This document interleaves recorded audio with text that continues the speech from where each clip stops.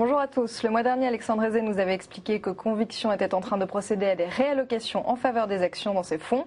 Alors, vu les récentes hausses des marchés, ça semble avoir été un bon choix. Maintenant, pour savoir quoi faire en mai, Alexandre analyse pour nous le contexte économique.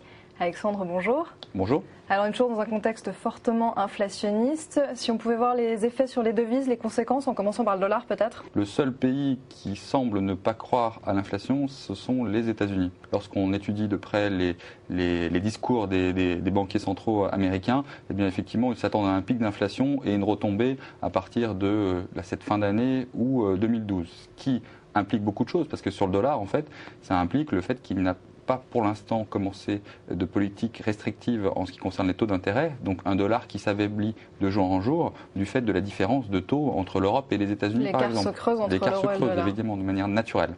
Alors l'inflation est très forte surtout dans les pays émergents, donc qu'est-ce que ça veut dire ça pour leur devise? Dans les pays émergents, on voit une inflation due à la fois aux matières premières, que ce soit des métaux ou les produits agricoles, mais on voit aussi les hausses de salaires qui sont en train de s'accélérer. Ça, c'est le vrai signe de l'inflation. Vrai signe de l'inflation parce que c'est une inflation auto-alimentée. Alors, ce qui est intéressant, c'est que d'un côté, effectivement, ça pénalise leurs exportations. Ça, c'est embêtant parce que ça exporte l'inflation dans les autres pays, comme les nôtres, chez nous, les États-Unis, etc. Mais effectivement, ils ont compris enfin que pour alimenter une consommation interne, il fallait utiliser leur politique de change pour notamment contrer l'inflation. Même la Chine s'y met, non? Même la Chine s'y met, même si la Chine en fait a une politique plutôt visionnaire en ce qui concerne l'inflation, puisqu'elle a généré des surcapacités de production pendant très longtemps pour éviter un phénomène d'inflation qui est en train quand même d'arriver, mais il semble que dans ce pays, ça soit pour l'instant assez limité et qu'ils savent quand même gérer ce problème-là. Alors au premier trimestre, la croissance a été plutôt soutenue un peu partout dans le monde. Est-ce qu'on peut espérer que ça dure jusqu'à la fin de l'année? La croissance, elle est présente, elle est très forte et surtout, elle est à peu près synchronisée dans tous les pays. Quand on regarde le dernier rapport du FMI, on voit que l'ensemble des pays sont pratiquement tous au-dessus de leur potentiel de croissance, à part effectivement l'Europe, où il y a quelques pays comme la Grèce ou le Portugal qui, eux, sont sous leur potentiel et qui restent effectivement à la traîne. Mais en tout cas, il y a une synchronisation très forte entre tous les pays. On peut s'attendre, notamment dans les pays émergents, à une baisse de cette croissance du fait de l'inflation et surtout de capacités qui ne sont pas encore là. C'est-à-dire qu'on est en sous-capacité de production actuellement. Donc on ne peut pas soutenir cette croissance. On va avoir du mal à soutenir la croissance dans les pays émergents. Donc là, c'est les pays émergents, mais les États-Unis, on s'attend aussi à une décélération, non, d'après les chiffres? Tout est parti en fanfare avec le Quantitative Easing 2. Ils s'attendaient pratiquement à 4% de croissance cette année et 4% de croissance en 2012.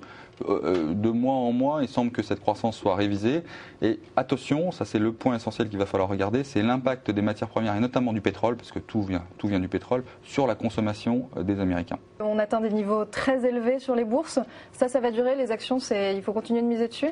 En fait, on est dans une période assez typique où on va avoir du mal à franchir encore une accélération parce qu'on se trouve à des niveaux de plein doute en ce qui concerne non pas les résultats de ce trimestre-là ou du prochain trimestre parce qu'ils sont un peu acquis. Finalement, l'activité est entièrement booming, les entreprises vont très bien, mais on va commencer à se poser des questions sur l'anticipation des marges pour la fin d'année, notamment sur l'impact des matières premières et sur la consommation. Donc on risque de buter sur des seuils.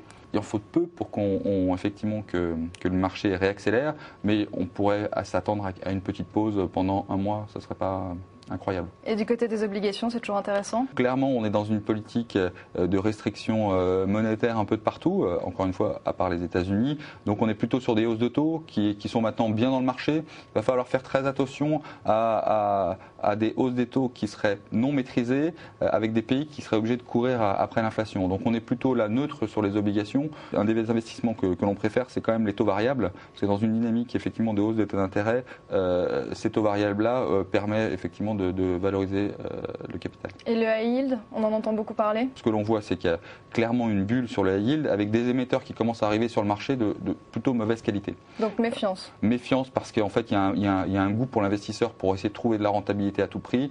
Il va falloir être extrêmement sélectif, sachant que des taux de défaut extrêmement bas, comme on peut voir maintenant, en fait, vont forcément à un moment augmenter.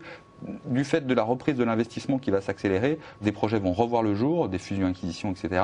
Et là, ça va amener effectivement une hausse de la prime de risque qui a atteint, je répète, des niveaux extrêmement bas. Pour finir, peut-être un mot sur les performances de vos fonds. On est à la fin du premier trimestre, l'heure est au bilan. Conviction Premium, qui est le fonds amiral, le fonds phare de Conviction AM, étant autour de 2,50% depuis le début de l'année, donc ce qui est plutôt extrêmement bien. Et puis on a un autre fonds qui marche extrêmement bien, puisqu'il a à peu près dans l'équivalent, à peu près un peu plus 3% depuis le début de l'année. Et c'est une thématique qui commence à retrouver la faveur vraiment des investisseurs, où l'on privilégie les actifs qui sont liés à l'inflation, et notamment les matières premières, les entreprises qui ont du pricing power et les devises émergentes qui ont vraiment le vent en poupe jusqu'à au moins la fin de l'année. Un bon premier trimestre donc. Tout à fait. Merci beaucoup Alexandre. Merci.